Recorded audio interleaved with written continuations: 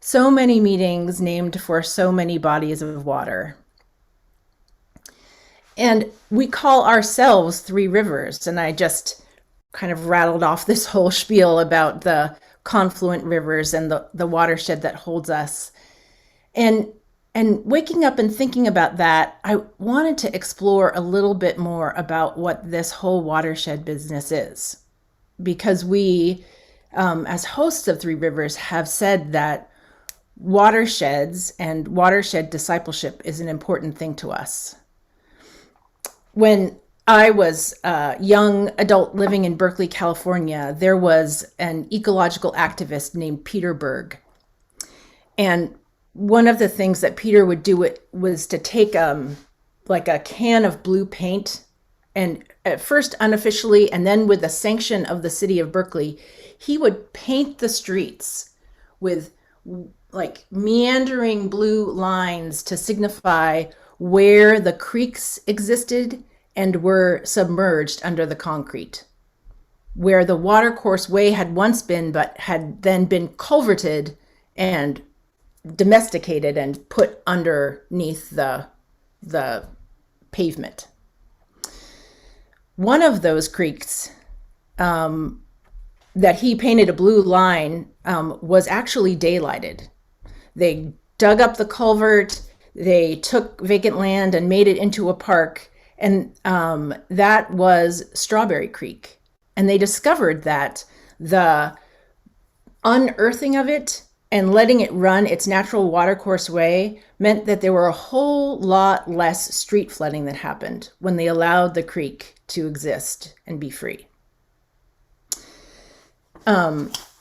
This same fellow, Peter Berg, has written in, I'm going to read from a book, it's about bioregionalism.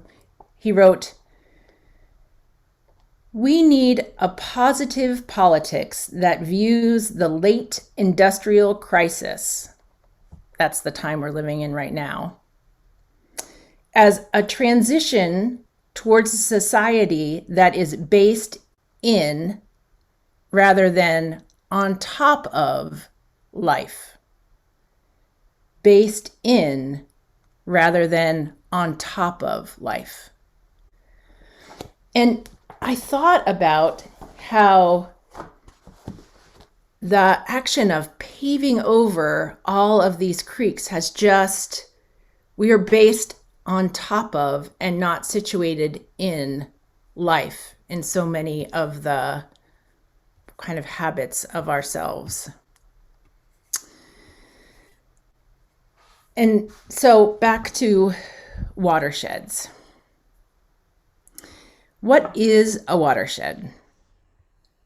Wherever we reside, whether it is an urban or a suburban or a rural place, our place is deeply entwined in a larger system that's called a watershed.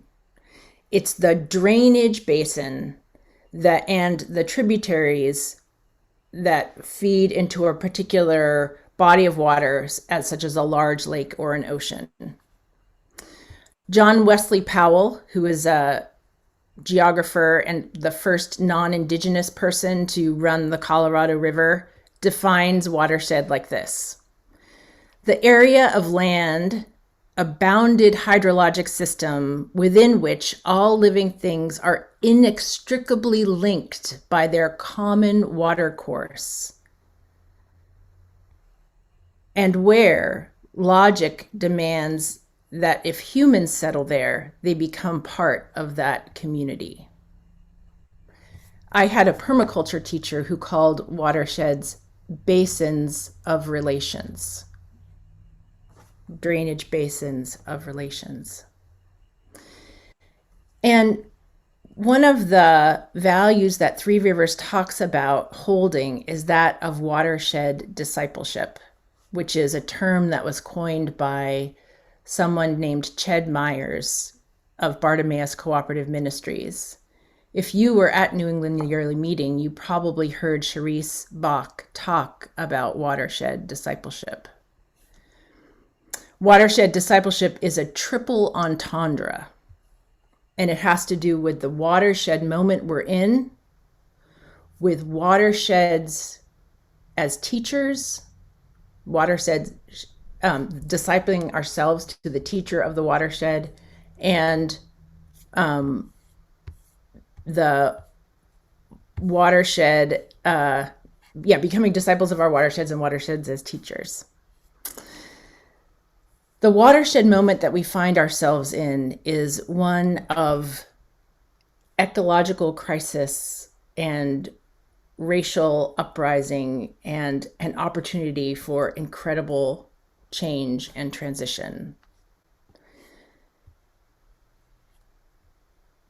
Becoming disciples in our watershed is the opportunity to not just care for the planet, but to learn from the patterns and processes of all life, and to more deeply live in and not on top of the earth.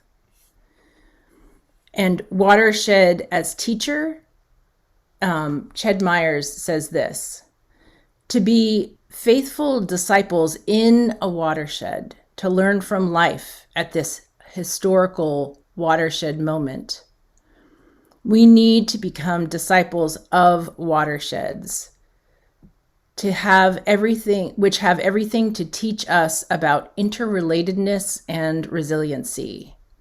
In a sense, we can treat a watershed as a wise rabbi, which is Hebrew for teacher. And he says 3 things.